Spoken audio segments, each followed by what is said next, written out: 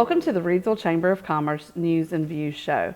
I'm your host, Diane Sawyer, President and CEO of the Reidsville Chamber of Commerce. Today we have a very special edition of Meet the Board, and I would like to welcome our guest, Donald Carter. Hey, my name's Donald Carter. I've been a member of the board here since I think it was 2018, I think. Yeah, I've learned a lot, experienced a lot. It's been a great asset to me as far as in my life, what I got going on and doing that. It's definitely been a plus. It's helped me meet a lot of people and grow as an individual and become a business owner in the county. As far as me goes, as far as I've lived in Rockingham County all my life. I was born and raised here. My dad was a businessman, a tobacco farmer too. He's pretty much was, a lot of people call him a jack of all trades because he done insurance, he run a tobacco warehouse, he run a convenience store, he had a farm. I mean, he done a lot of stuff.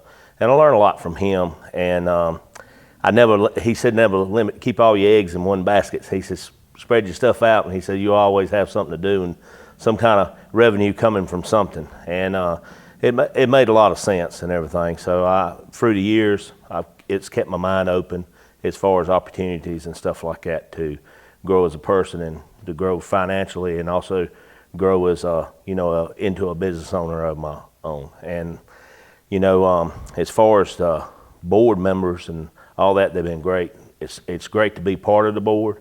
The chamber's done a great job with the community and stuff like that. And it's just, you never would think on the outside, you don't think about everything they do. And, once you got that connection and you kind of, me on the inside seeing it, it's really a great asset as far as being a business owner or even an individual. The things that it opens you to is being a part of it. So that's a plus for me.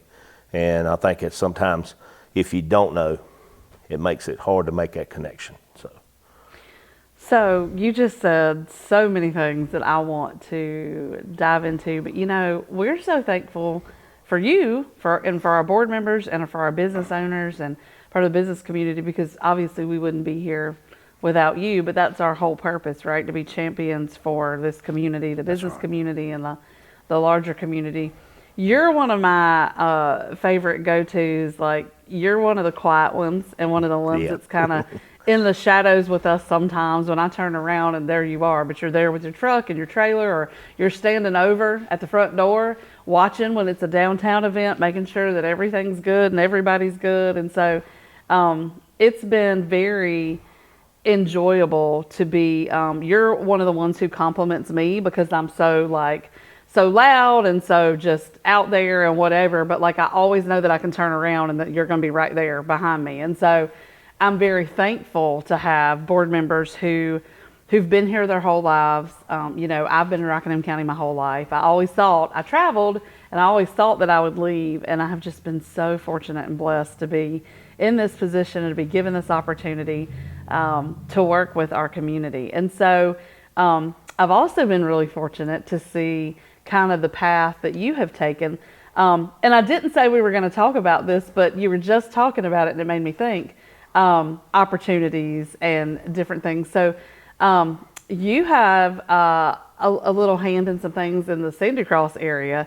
Tell us about how that kind of all came to be and what part you play, what you want to share. Yeah.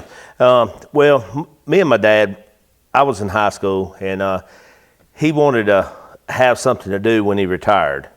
And his idea of something to do was the convenience store, which, I don't think he thought all the way through about it, because the convenience store is a lot of work.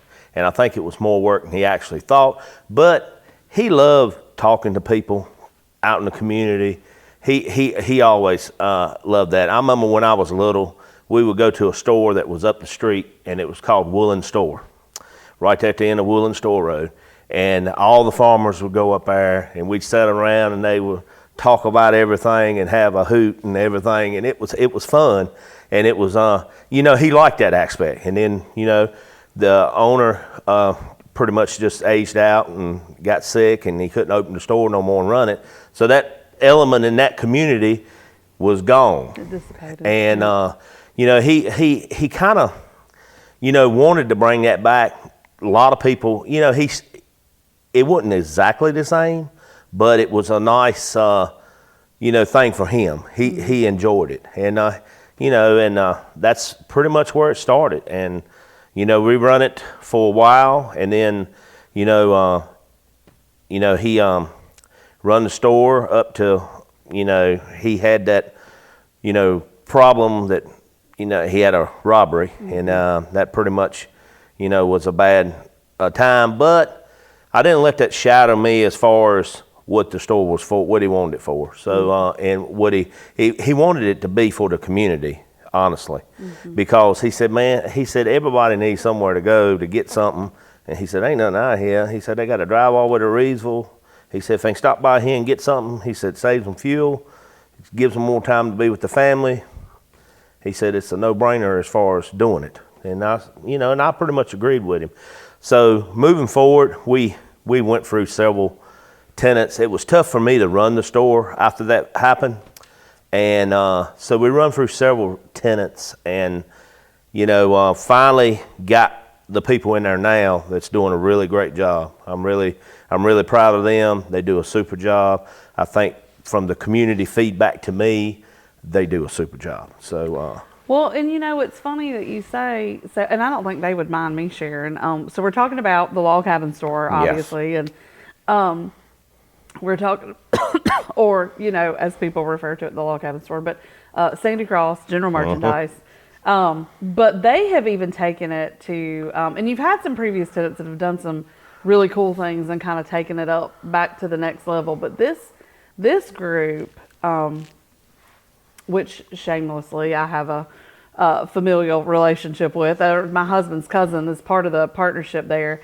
But they have really taken what they do, which is also hands in many buckets, right? Like they own properties and they own other businesses, and they branched out and said, hey, let's do this. And they have just brought in, they've got Turtle Creek Bakery's breads, and they've got, and I don't know, I'm going to mess that up, but I mean, you can go in there and you can get like health related stuff, you can get food, you can get fresh baked stuff.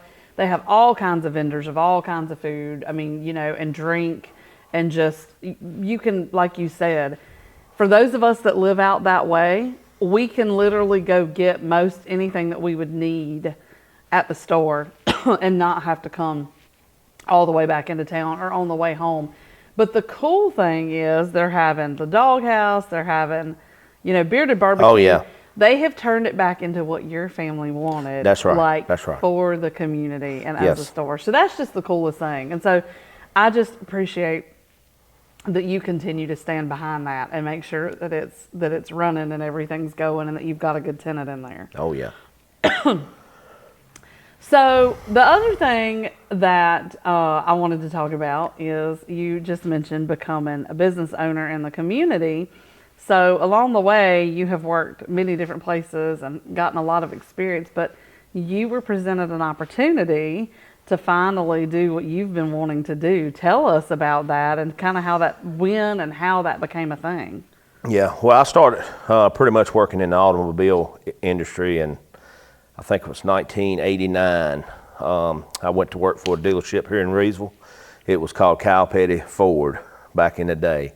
And I worked there as I went through a program with Ford Motor Company called Asset. And I worked there. It's kind of like a co-op they got now. You work and go to school and back and forth. And it worked real well for me until Kyle Petty Ford closed. Well, I was young, didn't really, I wasn't experienced in the world, so I didn't know what was going on. And my instructor at the college said, you won't have no problem, we'll get somebody to pick you up. So as far as sponsoring, so because you had to have a dealer to be in the program. So we talked to, he told me to go talk to the service manager at Green Ford. So I worked at Green Ford, finished out the program. I worked there 2 years. And then I come back to Reidsville in 93, I think that's right. Yeah, 93. And went to work at Smith Stokes. And when I went to work there, pretty much was still young. I was green as far as working on cars, but the opportunity was there to do a lot of stuff on a lot of different stuff because they sold a bunch of cars. They had a bunch of work, and they had people that just didn't want to do some of the things I would commit to doing. I worked on a lot of diesel trucks, young and didn't know much about it. Learned a lot about it till I was, still am. I'm pretty good on them. So I mean, I ain't tooting my own horn, but I've fixed a lot of Dodge trucks. I worked on, Fords, Chevrolets, all for the years, and I credit that all the way back to then because I was able to, or willing to, make a leap because there wasn't nobody else doing it. They didn't want to do it. And the biggest thing was, I remember Dodge had a recall on injector pumps on diesel trucks. And this was the trucks were 90 to 93, I think was the recall notice. And it might have even been 89 to 93. And I remember Smith coming to me, he said, I know you just started working on these diesel trucks. He said, we got recall notices. And he said, we sold these trucks for right many years. And he said, I may have 400 or 500 trucks that need injector pumps on that's recalled. I said, that's fine. It'll be all right. We'll get through them. And he said, are you sure we're going to be able to get all these done? You're going to be able to do them all? I said, yes, it's going to take some time. But I said, we'll get them all done. And I remember there for, man, it was a long time. I mean, I worked on other stuff, but I would do probably 2 to 3 a day.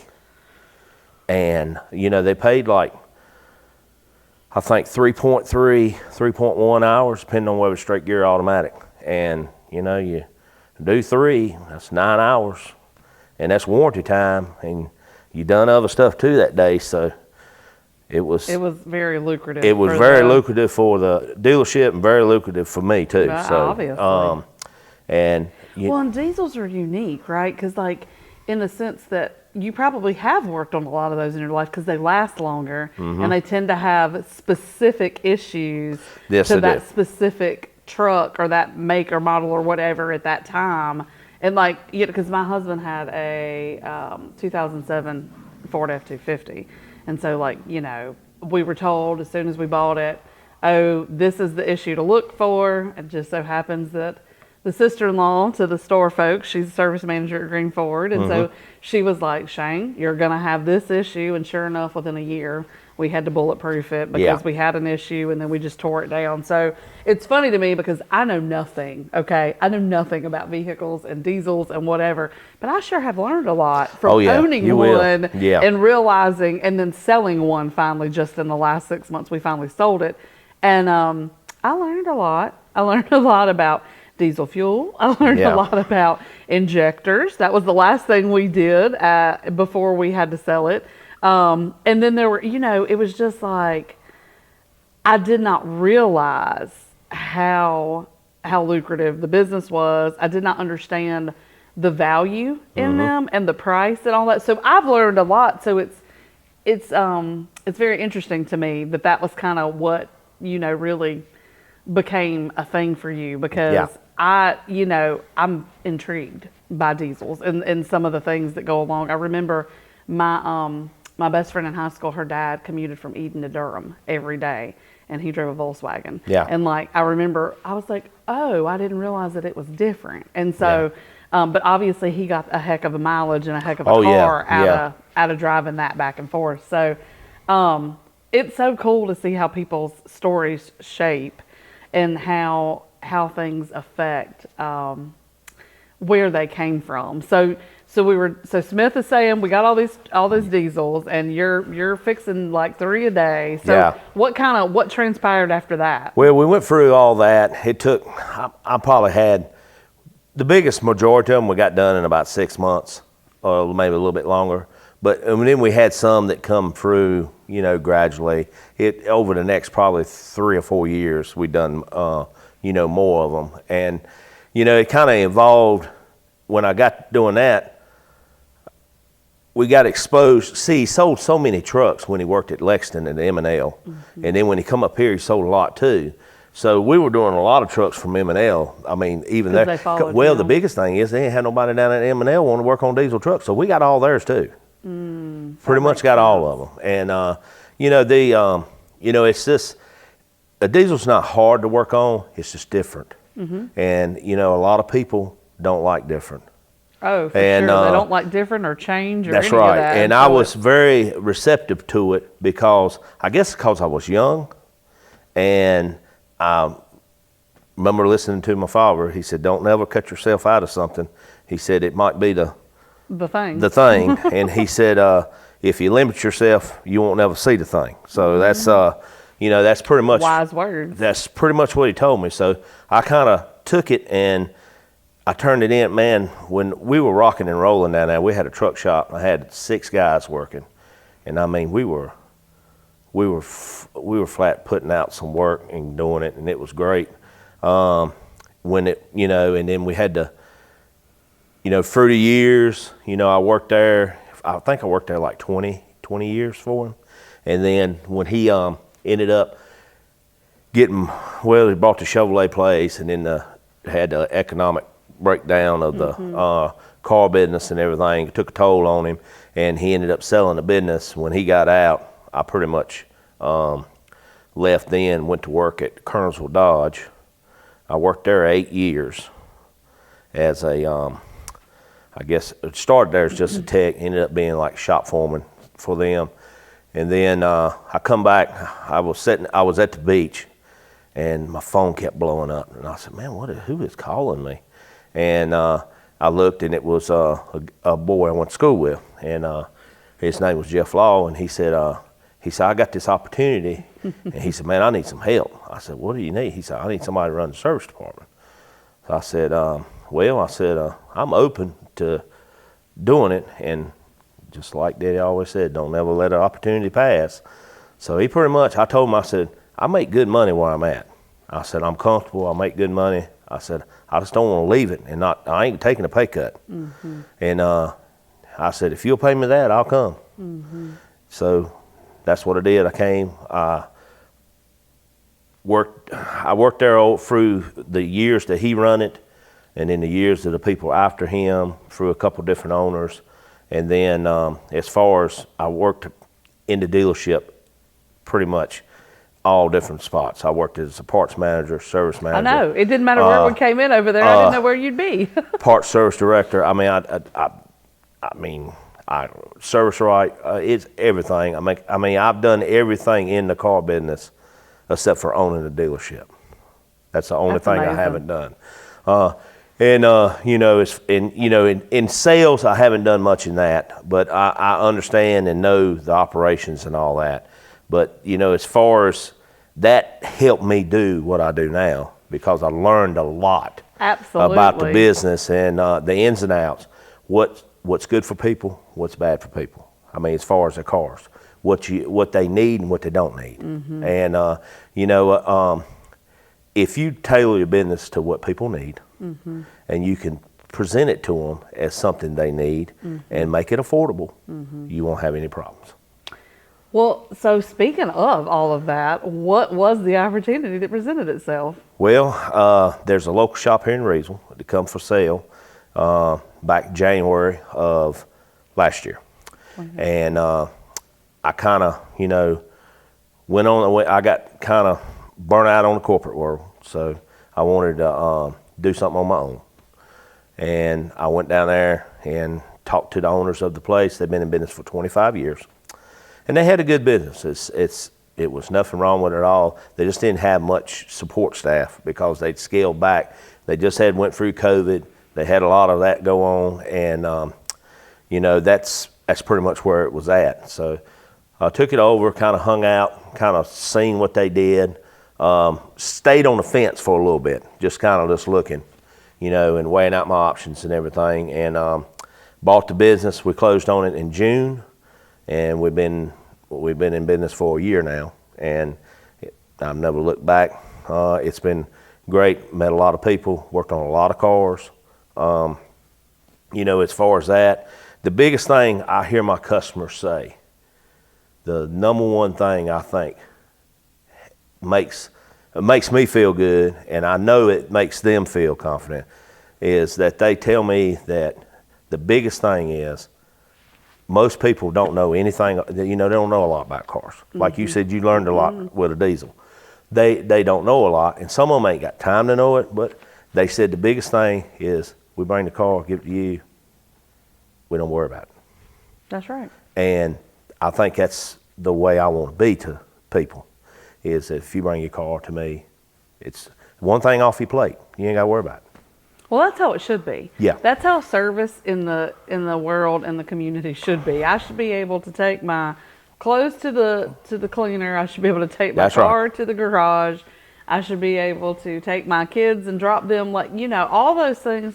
And you just shouldn't be able to worry about it, because you should be worrying about what you focus on. So it's been super awesome to watch you. So let's talk about, what is the name of the garage that we purchased, and where is it? I bought Auto Tech in Reidsville, and it's the closest landmark I can tell you. It's across the street from the splash pad, the new splash pad, and behind the restaurant Turks. So, that's if you're in Reidsville, you should be able to find it. Absolutely. So, but that's it, and it's I got, when I went to work there, it was the owner and his wife and him, and that's it.